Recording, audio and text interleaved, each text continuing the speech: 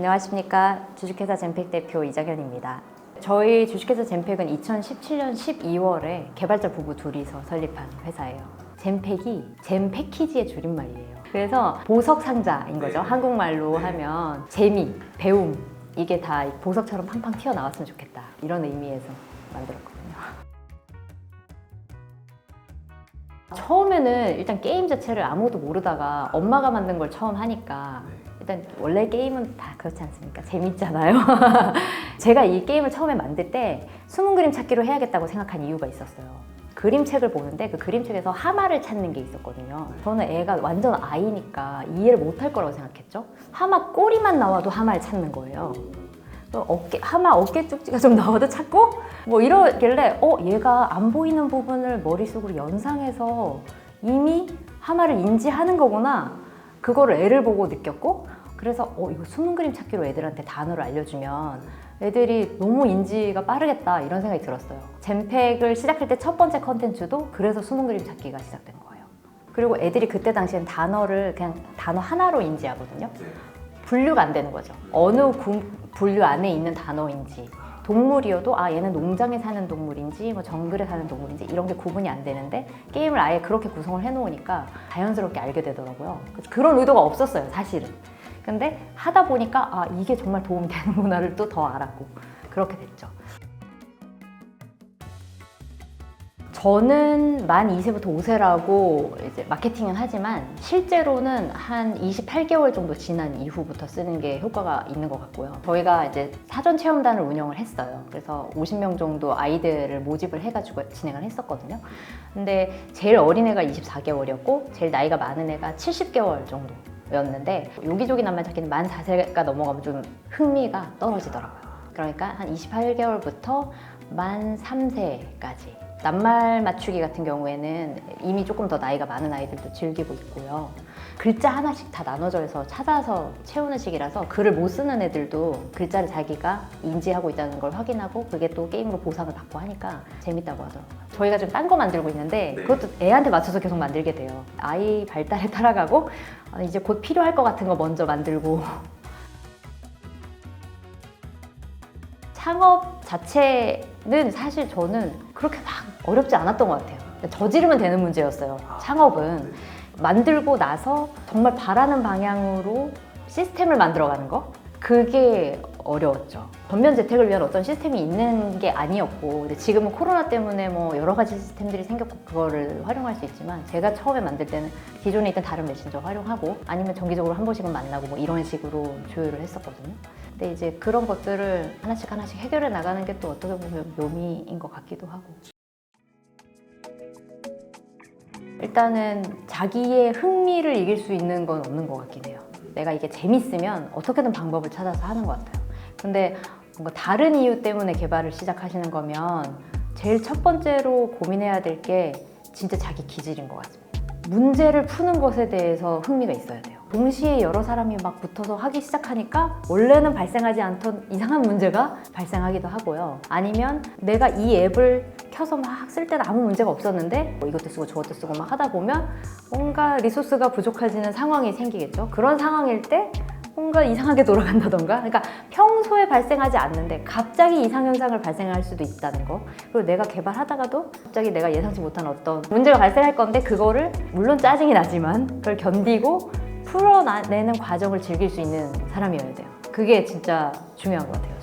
개발을 한다고 하면 일단 만든다, 내가 뭘 만들고 싶은 게 이미 있다는 거잖아요. 그게 있는지부터 일단 먼저 찾아봐야 되고, 있으면 그 앱들을 무지하게 많이 써보라. 그게 제일 먼저인 것 같아요. 그래야 거기서 정말 편한 거, 각자 편하다고 생각하고서 만들고 있는 방향이 다르거든요. 비슷한 앱이 종류가 3개면 3개가 다 조금씩 다른데 뭐가 다른지, 그리고 나는 뭐가 다른지가 있어야지 의미가 있는 결과물이 나오는 것 같아요. 제일 중요한 건 아무래도 자기 성향일 거고요. 이미 창업을 결심하셨다면 이미 그거는 지났을 거예요. 근데 내가 할 수 있을까? 이런 고민을 하시는 분들이라면 자기 기질이 제일 중요한 것 같아요. 일단 다 나 혼자 해야 한다. 이제 창업주로서, CEO로서 결정해야 될 것들은 다 본인이 감당해야 되는 것이근데, 근데 그 문제가 비슷한 사례가 저는 거의 없는 것 같아요. 비슷해 보일 수는 있겠으나 기업 상황이 워낙 다르고요. 특히 저희 같은 경우에는 아예 운영 자체를 다른 방향으로 막 하고 있으니까 더 비슷한 사례를 찾아보기 힘들거든요. 소규모로 시작하는 기업은 더 그럴 거예요. 그 상황에 내가 고민해서 결정해서 그 하는 것 자체가 재밌어야 되는 것 같아요. 그 순간이 다 항상 너무 고통이면은 오래 유지하기 힘들 것 같고요. 그 순간순간을 잘 고민하고 해결하는 게 재밌는지, 그게 일단 제일 오래 창업을 해서 운영하는 거에 중요한 점일 것 같고요. 그 다음은 이제 같이 일할 수 있는 사람이 있는가. 그러니까 꼭 굳이 동료나 동업자가 아니더라도 내가 이걸 하는 데에 지지해 줄 수 있는 사람이 있는가. 이게 되게 중요한 것 같아요. 혼자는 힘들어요. 그 다음이 이제 여러 가지 지원 사업을 좀 활용할 수 있으면 좋겠다. 제가 너무 아쉽거든요, 이게. 제가 그냥 지르는 스타일이었어서 법인을 설립해버렸어요. 그걸 안 하면 안 할 것 같은 거예요. 아, 나중에 하지 뭐 이럴 것 같았어요, 제가. 그래서 그럼 법인 먼저 설립하지 뭐 해서 법인을 하필이면 12월에 설립하는 바람에 그 다음 해 1월부터 2년 차가 되었습니다. 만 한 달도 되기 전에 2년 차가 되는 아, 1월에 했었어야 되는 거구나. 12월에 설립해버렸기 때문에 12월 31일 결산을 해야 되고, 그럼 결산일을 3월을 선택해야 하나? 그러면 모든 게 또 다 막 꼬이는 거예요. 그러니까 잘못한 거죠, 제가. 법인 설립과 사업자를 설립하는 거는 좀 나중으로 미뤄도 좋다. 그래서 좀 다양한 지원 사업을 혜택을 받았으면 좋겠어요. 저는 저질러 버렸으니까 예비 창업자를 위한 여러 가지 지원 사업을 하나도 못 받았죠.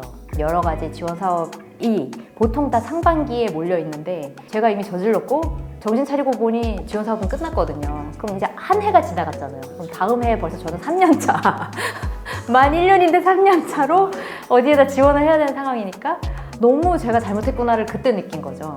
그러면 이제 뭐였냐? 선택은 두 가지였어요. 이걸 접는다. 이걸 접고 몇 년 쉬다가 다시 한다. 그래서 예비 창업자부터 다시 시작한다. 이거였는데 그때 아이가 나왔고 접고 뭐 어쩌고 할 겨를 없이 시간은 지나갔고 그렇게 된 거죠. 그래서 애 낳고서는 다시 일선에 돌아왔더니 5년 차더라고요, 제가. 그런 상황으로 지금 7년 차를 맞이하고 있습니다. 아, 이제 8년 차. 네, 맞이하고 있습니다. 일단 정형화되지 않게 시스템을 만들고 싶었다는 거고요. 그래서 뭔가 정답이 있어서 그걸 해야만 이 시스템을 즐길 수 있다 보다는 좀 더 열려 있으면 좋겠다. 그래서 애들이 뭘 누르던지 누르는 것에 대해서 인터랙션을 주는 앱으로 만들려고 노력하고 있고요. 놀다가 게임하다가 뭔가를 눌렀을 때 거기에 아, 이건 그거야 하고 알려주니까 자연스럽게 그냥 알게 되는 거거든요. 근데 그게 지금은 그 요기조기 낱말찾기 게임성 하나만에서만 말씀드리는 건데 그걸 외에 게임 밖에서의 시스템에서도 누르면 다 소리가 나요. 그러니까 그런 식이니까 차별점이라면 아이들이 아무렇게나 써도 되는 앱을 만든다. 그게 이제 차별점이고 그 다음에 이제 실물 교구랑 연계하고 싶다는 거예요. 그래서 지금 계속 나가진 않았지만 R&D 하고 있는 게 있는데 이제 성교육을 만들고 있는데요. 아동용 성교육이고 만 3세부터 쓸 수 있는 성교육 앱, 도서, 교구 이렇게 세 개를 하나로 만들려고 해요. 제 목표는 만 3세부터 초등학교 6학년까지 10년 정도죠. 즐길 수 있는 게임 컨텐츠를 하면 자연스럽게 성교육이 됐으면 좋겠다. 이런 거예요. 지금 만들고 있는 이런 디지털 콘텐츠를 실물이랑 연계해서 하는 걸 다 하고 싶어요. 그래서 저희가 뭐 에듀테크 기업이 된다. 저희는 에듀테크라고 하기에는 사실 좀 뭔가 부끄러운 면이 있었거든요. 근데 그럼 진짜 에듀테크 기업으로 말할 수 있을 것 같다 이런 생각이에요. 아이들이 언제든지 딱 뭔가 봤을 때 이거 젠페 거네 이럴 수 있으면 좋겠죠. 실물 교구와 디지털 콘텐츠 봤을 때 이거는 젠페 거는 이런 스타일이지 우리만의 색깔을 가진 그런 콘텐츠를 만들어서 재밌게 놀 수 있는 놀이터 같은 걸 만들어주고 싶어요. 사실 저는 저랑 같은 생각을 하는 사람을 만나고 싶어요. 뭐 예를 들면 투자 같은 직접적인 비용으로 저랑 함께 하던 아니면 시간과 감정적인 공유로 함께 하던 그런 공유할 수 있는 사람을 만나고 싶고 그게 어떤 방식으로든 하고 싶어서 사람들도 만나고 그런 거죠. 네. 여러분 2024년 새해 복 많이 받으십시오. 항상 건강하세요. 반가웠습니다. 젠팩 이정현이었습니다.